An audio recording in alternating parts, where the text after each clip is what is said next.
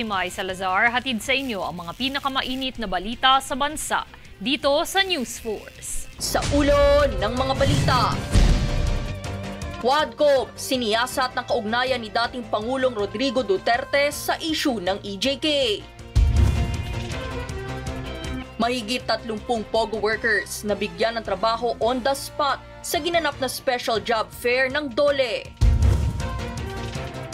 Senador Bato de la Rosa itinanggi ang kanyang pagkakasangkot sa umano'y pagdiin kay De Lima ukol sa droga. Ilang vape brands sa bansa, banda sa merkado. Pasig City Mayor Vico Soto binigyang linaw ang akusasyon ni Lau na panggigipit sa business permit. Philippine Junior, Senior Martial Artists at Athletes hakot medalya sa international meets. Patas at pantay na balita, komprehensibong ulat para sa pulso ng masa. Ito ang News Force.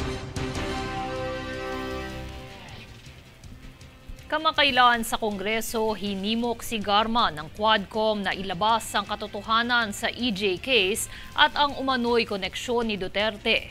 Yan ang balitang hatid ni Jade Buhoy. Hinikayat ng Quadcom si dating Colonel Roina Garma na isiwalat ang kanyang nalalaman tungkol sa extrajudicial killings o EJ case noong Administrasyong Duterte. Nilayo ng komite na malaman kung si dating Pangulong Rodrigo Duterte ang nag-utos ng pagpaslang kay retiradong General Wesley Barayuga noong taong 2020. Binigyan din ni Representative Bienvenido Abante Jr. ang kahalagahan na ibunyag ni Garma kung sino ang nagplano at nagpatupad ng mga pagpaslang. Aniya ang testimonya ni Garma noong nakaraang linggo ay nag-uugnay kay dating Pangulong Duterte at Senador Bongo sa EJK. Nais naman ni Representative Robert Ace Barbers ng Quadcom na sagutin ni Garma ang mga akusasyong nag-uugnay sa kanya sa operasyon laban kay Barayuga. Ayon naman sa mga testimonya ni Lieutenant Colonel Santi Mendoza at impormanting si Nelson Mariano, si Garma ang may kinalaman sa pagplano ng pagpaslang kay Barayuga. Dito inihayag ni Mariano na ang malapit na tauhan ni Garma na si Tox ang nagbigay ng detalye ukol sa galaw ni Barayuga at nagbigay ng 300,000 pesos na bayad para sa operasyon. Nais din malaman ng komite ang mga nalalaman ni Garma tungkol sa iba pang kaso ng EJ case, kabilang ang pagpaslang sa 3 Chinese drug lords sa Davao noong 2016. Jade Buhoy, nag-uulat para sa One Media Network. Atensyon para sa mga motorista dahil magtataas na bukas ang singil sa NLEX Connector. Makibalita kay Daniza Lopez. Matapos aprubahan ng Toll Regulatory Board o TRB ang bago nitong presyo sa NLEX Connector, ay agad na inanunsyo ng NLEX ang taas singil sa toll nito na epektibo simula bukas. Sa dati nitong 86 na pisong singil sa mga sasakyan na napapabilang sa Class 1 ay nasa 119 na piso na ngayon. Samantala 299 na pisong singil naman para sa Class 2 na mga bus at truck na siyang 215 piso lamang noon, habang 418 pisong singil naman ang para sa mga Class 3 na malalaking truck. Matatandaan na ang NLEX Connector ang nagpapabilis sa oras ng biyahe sa pagitan ng C3 sa Caloocan at Magsaysay Boulevard sa Maynila, kung saan ito rin ang unang expressway sa bansa na mayroong RFID at barrierless system. Daniza Lopez, nag-uulat para sa One Media Network.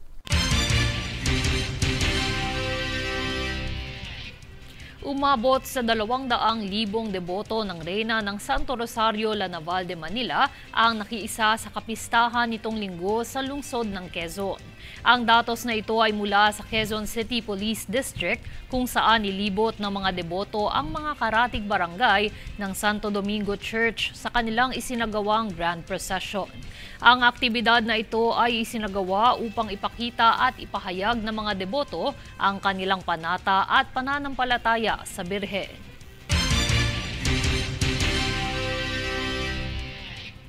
Nakahanap na ng bagong trabaho ang nasa kabuuang 33 manggagawang apektado sa pagbabawal sa Philippine Offshore Gaming Operators o POGOs sa ginanap na Special Job Fair ng Department of Labor and Employment o DOLE sa mga lungsod ng Parañaque at Makati nitong nagdaang Huwebes.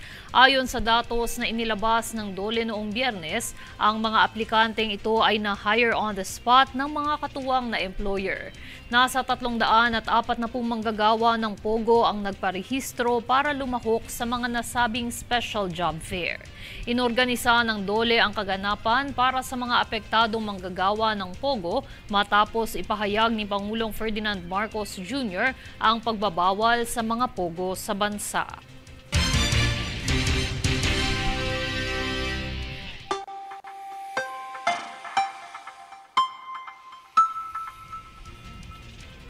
Kalat-kalat na pag-ulan at pagkidlat-pagkulog ang naranasan ngayong araw sa Kalakhang, Luzon at ilang parte ng Visayas.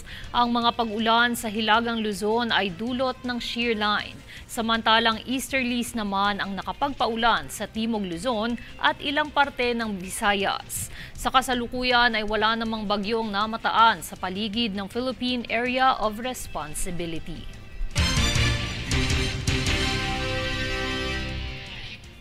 Susunod sa News Force. Ika-36 na bukas center sa QMMC pinasinayaan ng DOH. Speaker Martin Romualdez na mahagi ng tulong pinansyal sa entertainment industry sa bansa. Senator Bato de la Rosa itinanggi ang kanyang pagkakasangkot sa umano'y pagdiin kay De Lima ukol sa droga. Manatiling nakatutok para sa higit pang mga balita sa pagbabalik ng News Force.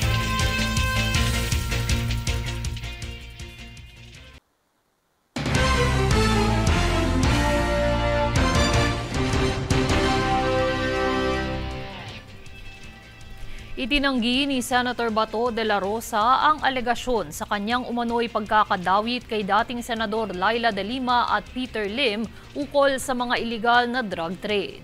Ito ay matapos na isiwalat ni Kerwin Espinosa sa pagdinig sa Kamara ang nasabing alegasyon. Ayon kay Espinosa, binantaan siya ni de la Rosa kung sakaling hindi niya sundin ang utos sa kanya. Paggigiit ni De La Rosa, wala umanong kredibilidad si Espinosa na maging testigo dahil isa siya umanong drug lord.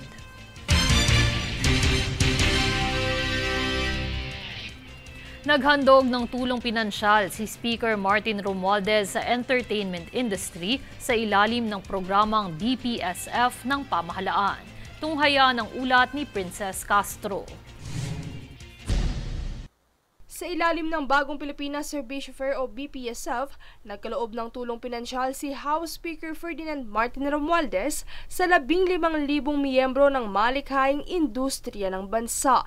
Ito ay kinapapalooban ng pelikula, telebisyon, teatro at radyo kung saan sa inisyatibang ito ay layong mapalaki at mapaunlad pa ang kapasidad ng industriya sa bansa.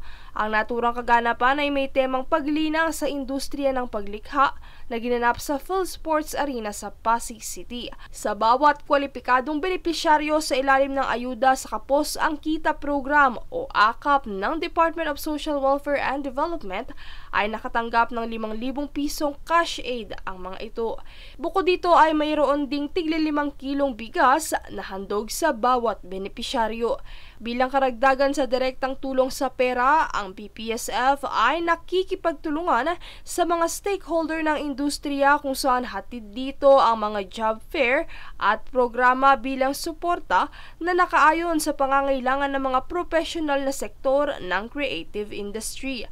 Dagdag pa rito ay isa rin itong plataporma para sa mga professional sa industriya na nais magpalawak, makipagpalitan ng mga ideya at dumiskubre ng mga kolaborasyong proyekto.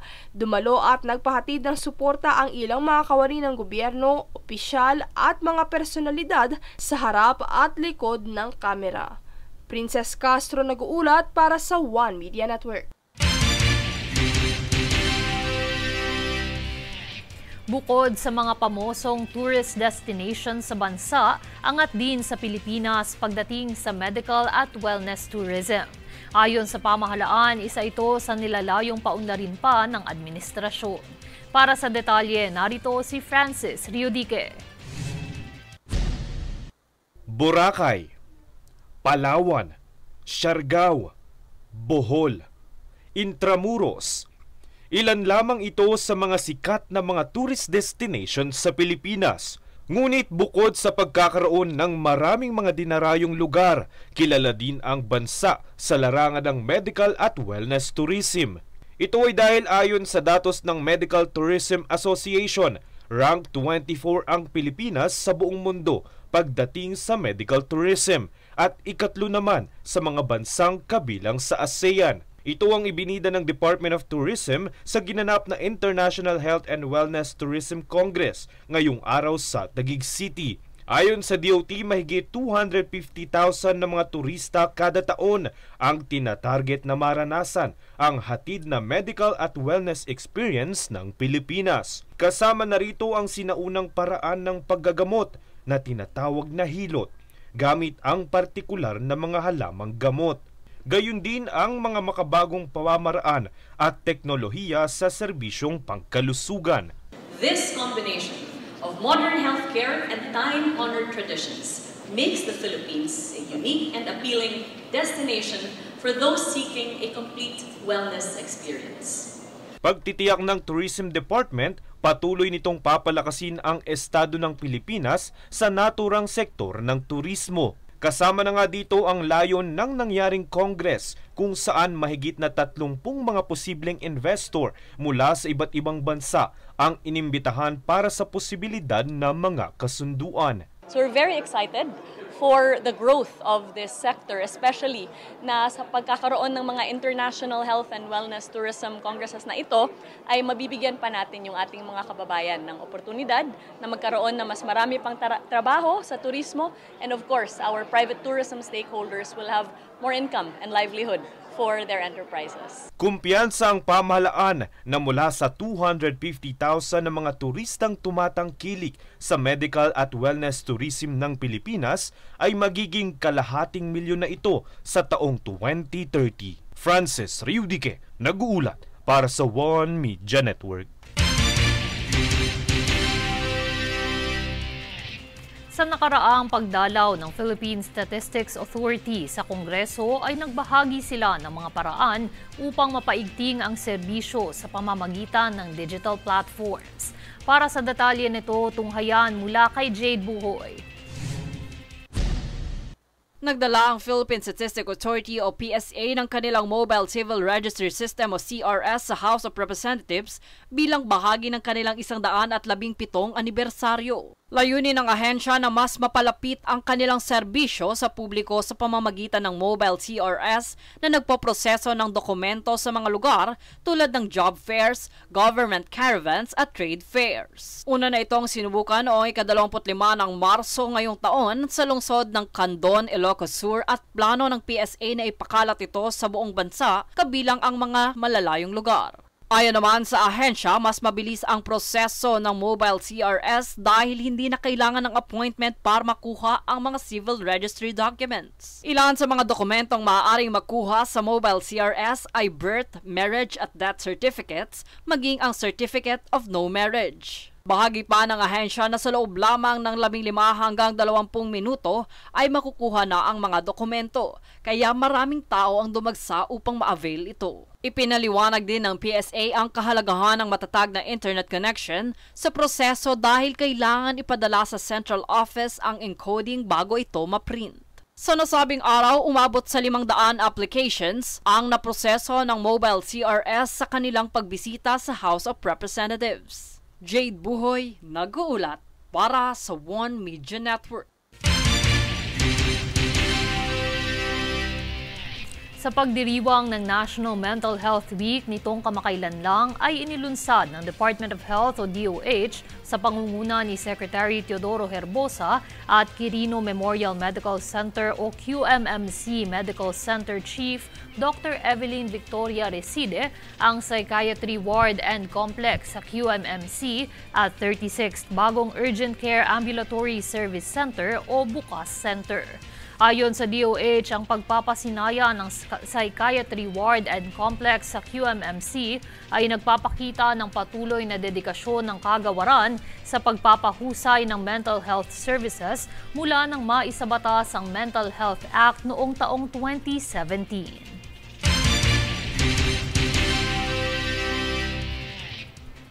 Nagsagawa ng inspeksyon ng Department of Transportation o DOTR sa itinatayong passenger terminal building, konstruksyon ng runway and safety area at runway 36 at sa lugar ng itatayong runway extension project.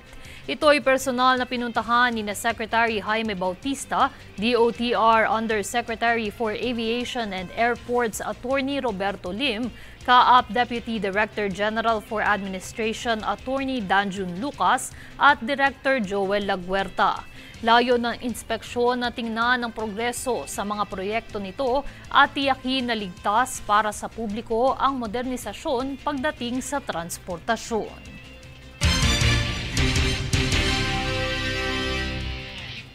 Pinagtibay ng Philippine Army o PA at Philippine Air Force o PAF ang pundasyon para sa mga parating na operasyon sa pagtatapos ng 5 araw na Interoperability Exercise o IOX ng 2 sangay na ginanap sa 5th Infantry Division Headquarters sa Gamu Isabela, kamakailan. Nasa mahigit 1,000 tauhan ng Philippine Army at higit 300 PAF personnel ang lumahok sa mga nasabing aktibidad.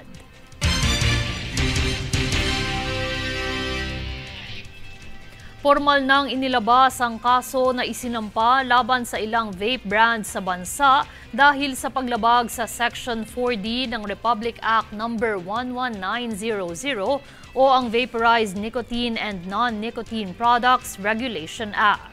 Sa ilalim ng saligang batas na ito, kontrolado ang importasyon, distribusyon, gamit, komunikasyon, sale, packaging at manufacture ng mga vaporized nicotine at non-nicotine product, kabilang na ang mga produktong tabako.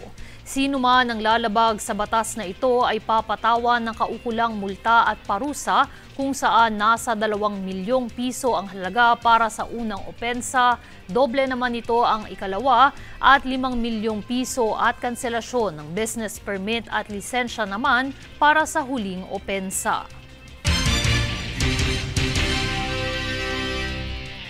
Susunod sa News Force. BOC nasabat ang higit sa 8 million pesos na ecstasy mula Netherlands. Pasig City Mayor Vico Soto binigyan linaw ang akusasyon ni Lau na panggigipit sa business permit. PCSO nagsagawa ng outreach program para sa PDLs. Manatiling nakatutok para sa higit pa mga balita sa pagbabalik ng News Force.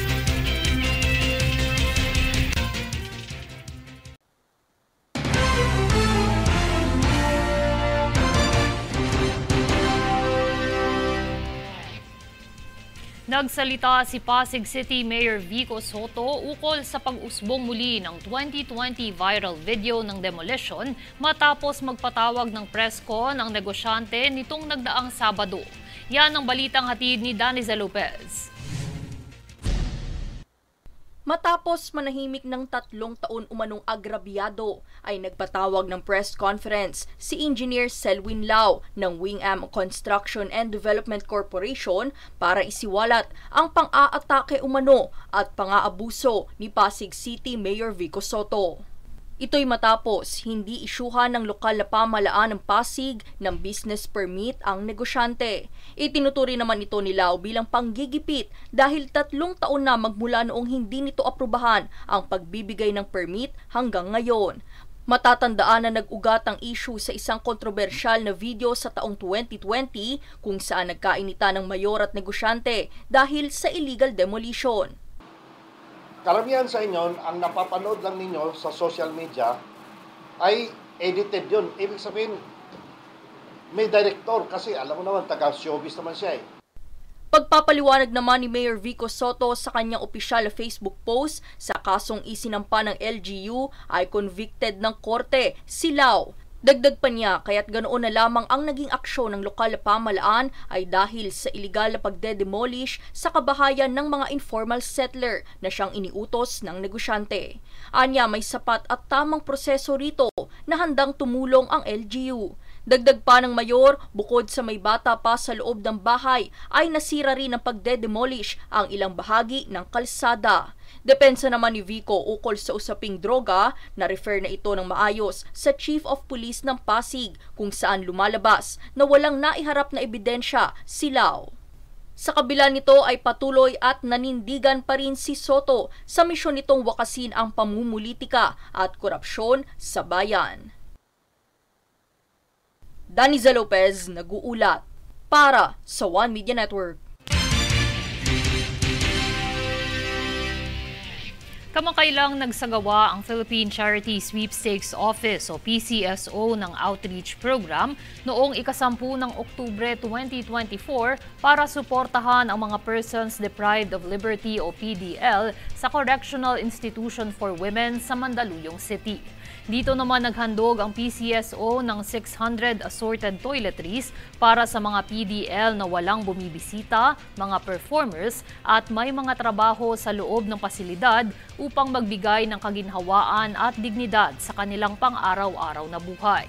Samantala, pinuri ni Acting Superintendent City Superintendent Marjorie Ann P. Sanidad ang PCSO sa kanilang patuloy na pagkalinga sa mga PDL at binigyang diin niya na ang programa ay simbolo ng tunay na malasakit at pag-asa para sa mga nasa kanilang pangangalaga.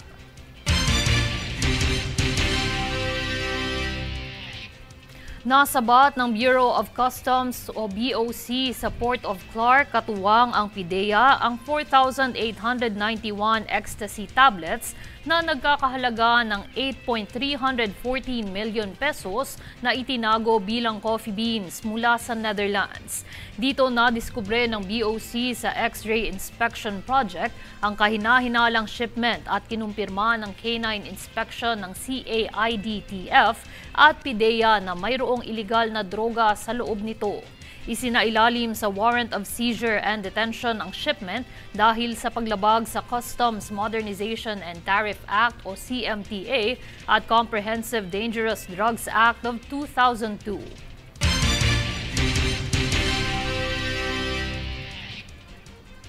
Nitong kamakailan lang ay nasamsam ng mga otoridad ang mahigit 1 milyong pisong halaga ng mga pekeng sigarilyo kasabay ng pag-aresto sa isang local trader dahil sa paglabag nito sa Republic Act o RA 8293 o ang Intellectual Property Code of the Philippines. Sa pangunguna ng Intelligence Unit ng Iloilo City Police Office ay ininspeksyon ng bahay ng isang 57 anyos na negosyante sa Sitio Kamayanan sa Barangay Tabuk, Suba, La Paz kung saan na-recover ng mga ito ang iba't ibang brand ng pekeng sigarilyo.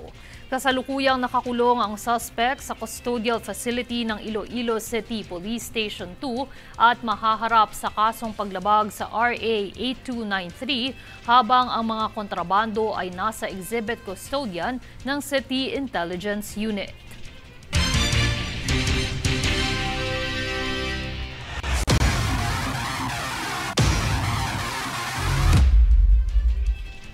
Sandakot na medalya na naman ang naiuwi ng Pride athletes ng Pilipinas sa iba't ibang international meet nitong naagdaang linggo.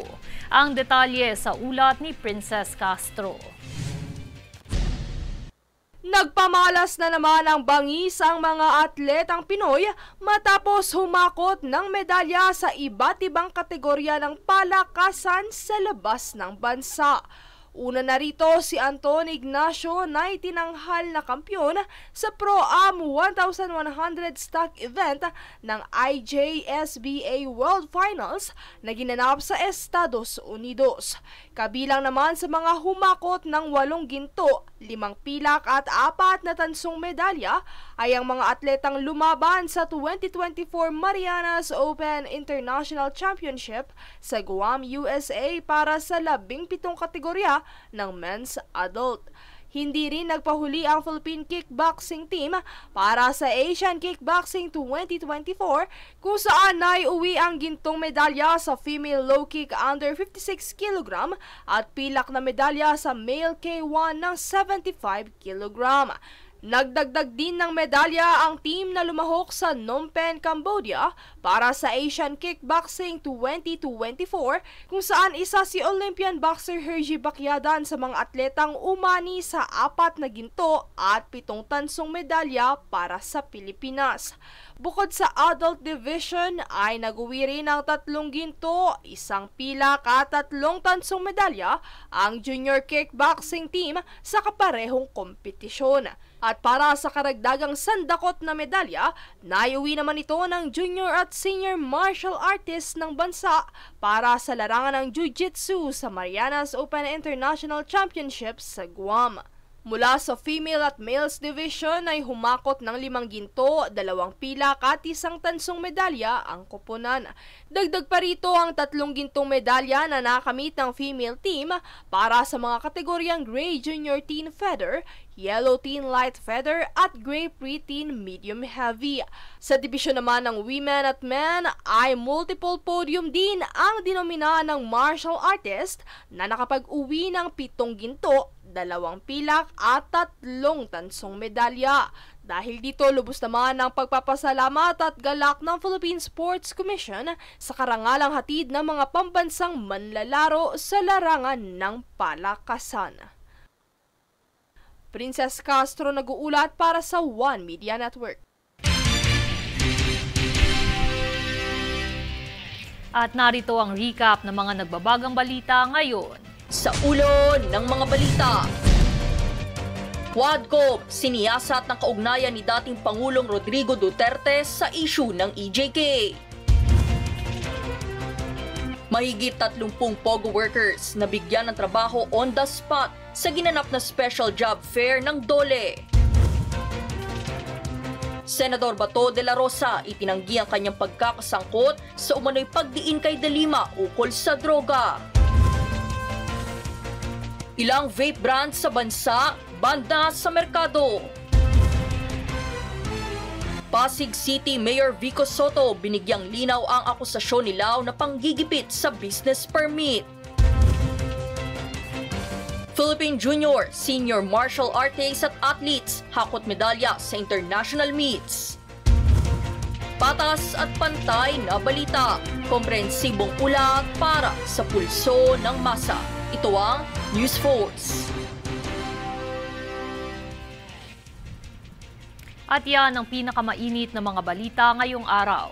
Manatiling nakatutok sa aming mga ulat at updates sa aming Facebook page, facebook.com/OneMediaNetwork. Ako si Mai Salazar at ito ang News Force.